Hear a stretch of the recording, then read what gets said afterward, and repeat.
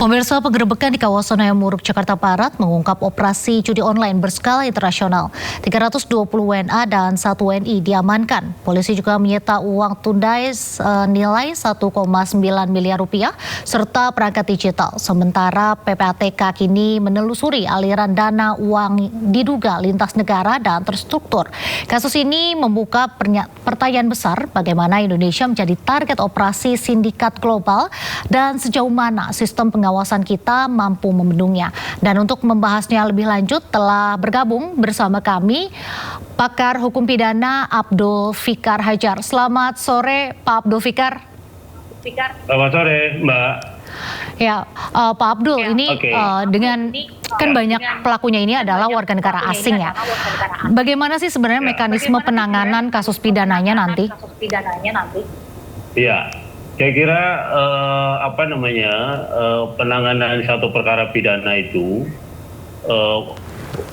intinya adalah hukum pidana itu berlaku pada siapapun gitu ya, apakah warga negara Indonesia atau bukan warga negara Indonesia yang melakukan tindak pidana di Indonesia, dia akan diberlakukan hukum pidana. Nah itu, jadi termasuk umpamanya dalam kasus ini ada warga negara asing yang melakukan kejahatan ya atau tindak pidana, dalam hal ini adalah perjudian ya, maka dia juga bisa dikenakan atau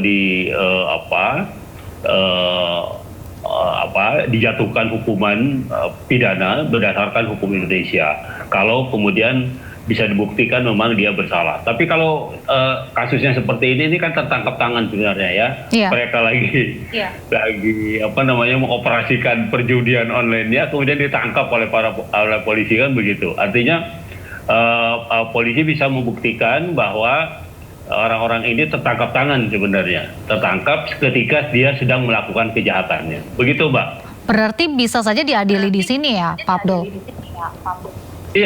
Iya, karena dia melakukan tindak pidananya di Indonesia, gitu. Jadi karena itu tadi saya bilang peradilan Indonesia atau pengadilan Indonesia itu bisa mengadili siapa saja yang melakukan kejahatan di Indonesia. Ya, peradilan pidana maksud saya, peradilan pidana itu bisa mengadili siapa saja yang melakukan kejahatannya di Indonesia, baik dia warga negara Indonesia maupun warga negara asing. Karena yang diberlakukan adalah hukum Indonesia, gitu. Nah karena itu juga menurut saya juga agak mengherankan ketika polisi kemudian menyerahkan para terdakwa ini ke sebuah ke imigrasi kemudian untuk dipulangkan gitu ya. Artinya seolah-olah tidak ada proses tuh, tidak ada proses hukum, iya kan? Tidak ada proses hukum karena dia akan dipulangkan. Karena memang dua kan mesti yang terjadi. Yang pertama mungkin pelanggaran undang-undang imigrasi. Ya dia masuk tanpa izin yang sah, tanpa ini segala macam gitu, cuma pakai paspor bepergian saja gitu ya, tidak ada izin tinggal dan sebagainya.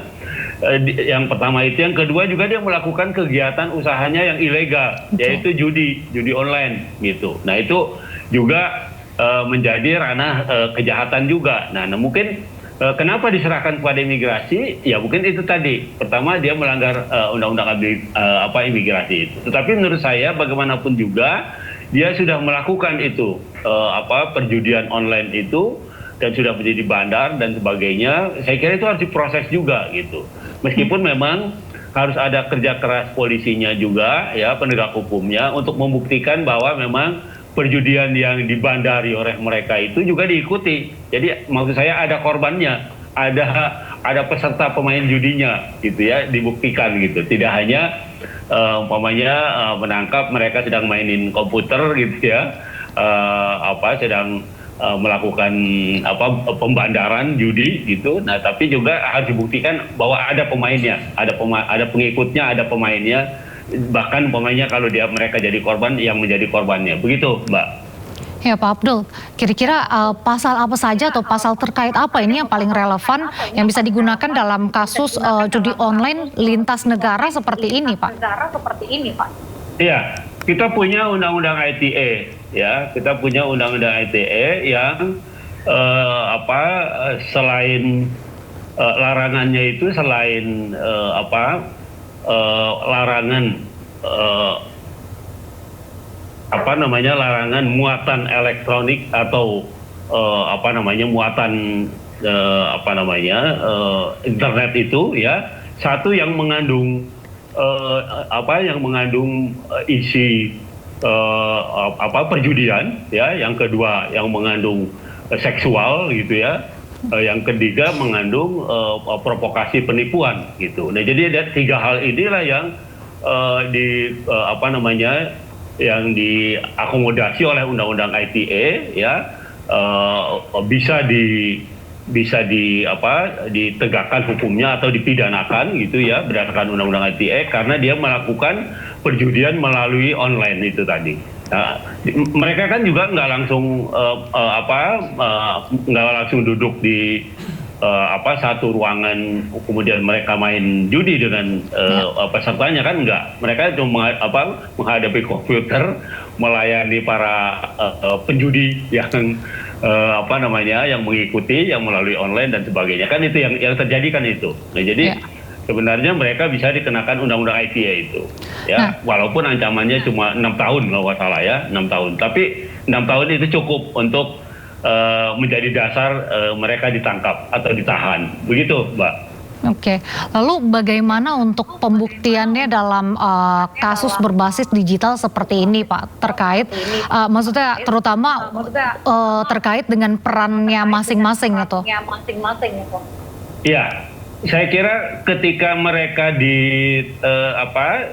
mereka ditangkap, ya mereka sedang melakukan kegiatan itu. Nah, sekarang kan yang namanya bukti itu kan saksi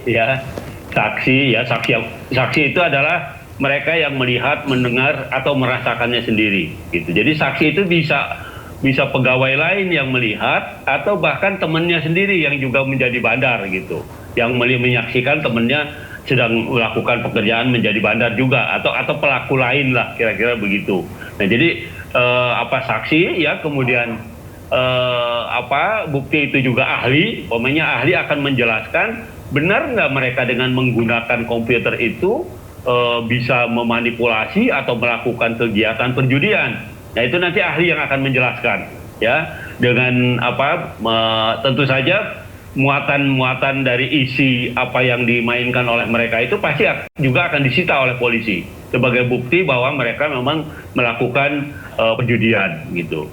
Nah, selain itu kemudian juga ada ahli ya, kemudian ada bukti surat juga. Umpamanya surat, apakah mereka ketika datang ke Indonesia itu hanya sebagai pengunjung saja, umpamanya bukan, tidak punya izin kerja dan sebagainya. Mereka cuma punya paspor masuk saja, tapi tidak punya visa lain atau izin lain yang menjadi dasar mereka bekerja di satu korporasi umpamanya. Nah kalau itu nggak ada, nah itu juga bisa menjadi bukti surat gitu, bahwa mereka sebenarnya datang ke Indonesia itu cuma hanya sebagai visitor, hanya sebagai pengunjung saja gitu, artinya turis saja gitu, tidak punya izin kerja dan sebagainya. Nah itu juga bisa jadi alat bukti gitu ya ketika mereka melakukan itu. Tapi bukti yang paling bisa yang sangat kuat adalah rekaman CCTV kalau menurut saya.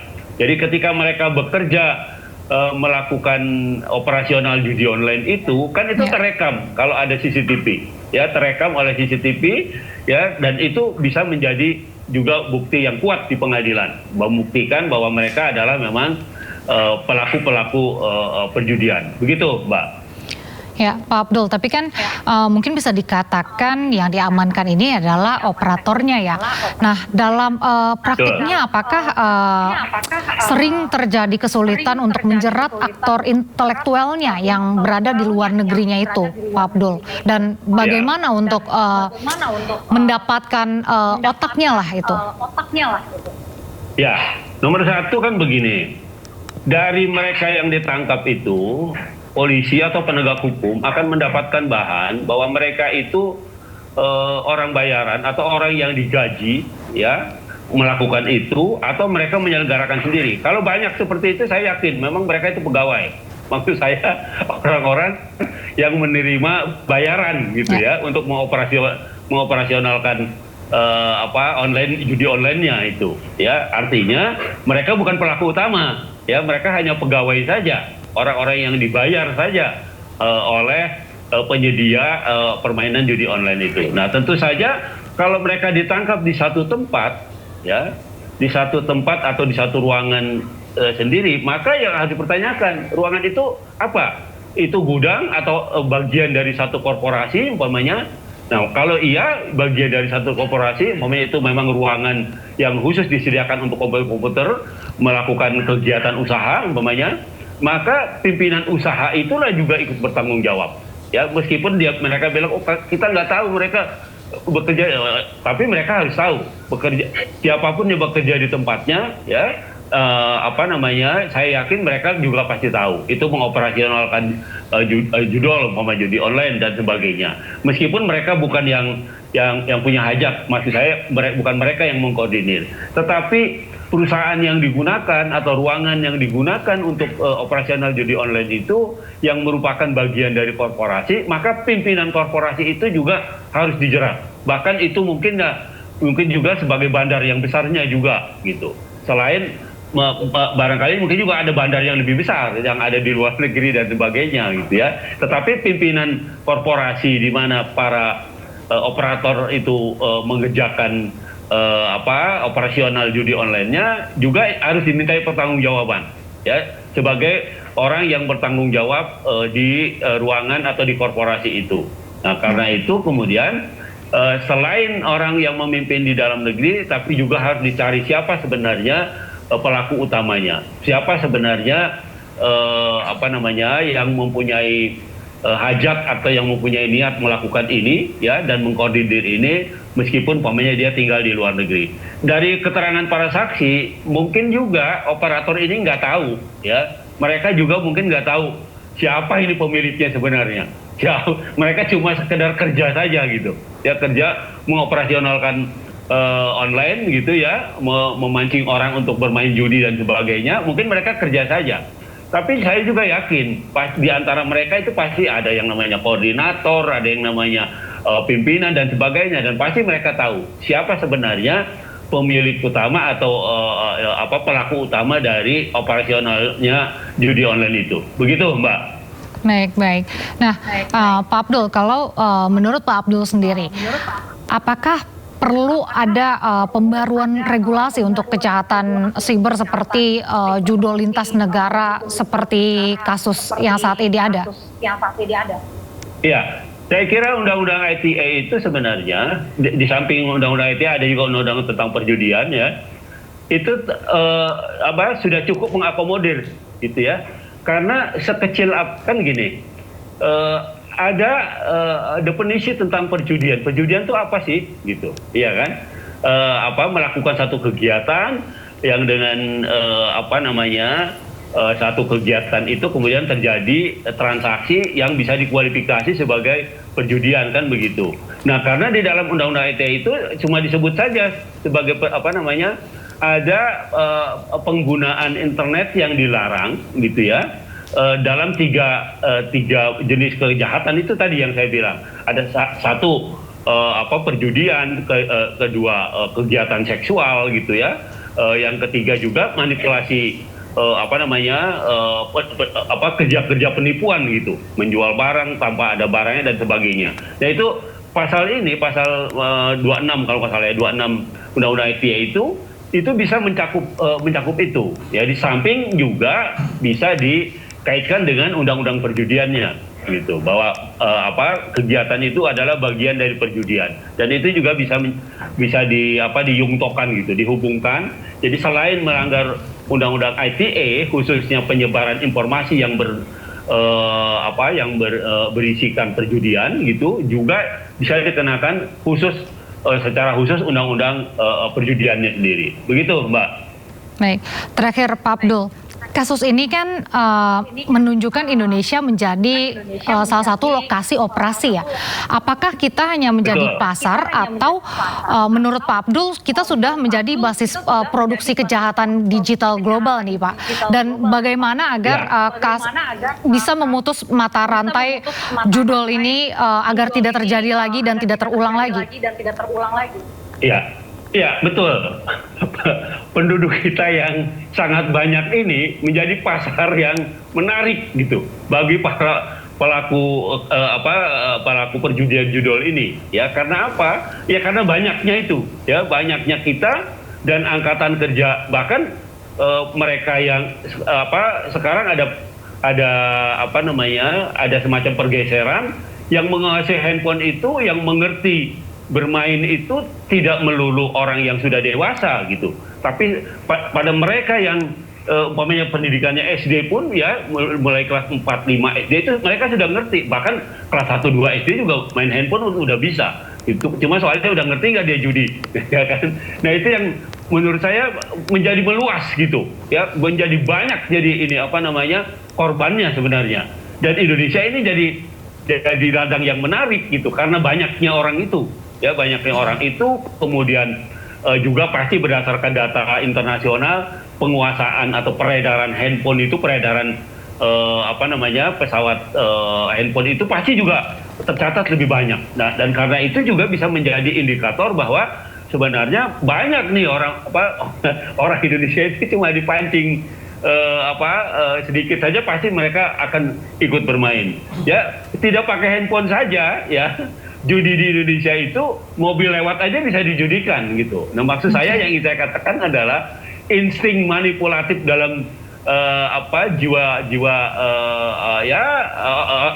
orang-orang Indonesia gitu, terutama ya kalau menurut saya itu sangat besar, bisa dirangsang gitu ya, dengan teka-teki silang, dengan teka-teki yang berhadiah dan sebagainya, itu juga bisa dipancing gitu. Nah karena itu Indonesia menjadi pasar yang subur, pasar yang menarik bagi para penjahat judul ini. Nah karena itu salah satu tujuannya ya itu tuh, karena itu banyak pemain asing atau orang penjahat asing itu yang masuk ke dalam, walaupun mereka mungkin dikoordinatori gitu ya, dikoordinasikan gitu, tidak mereka datang sendiri gitu. Nah tapi ya itu sudah mengindikasikan bahwa Indonesia memang ini tempat yang menarik gitu ya bagi berkembangnya upaya-upaya yang bersifat manipulatif ya, termasuk di dalamnya adalah perjudian. Begitu Mbak.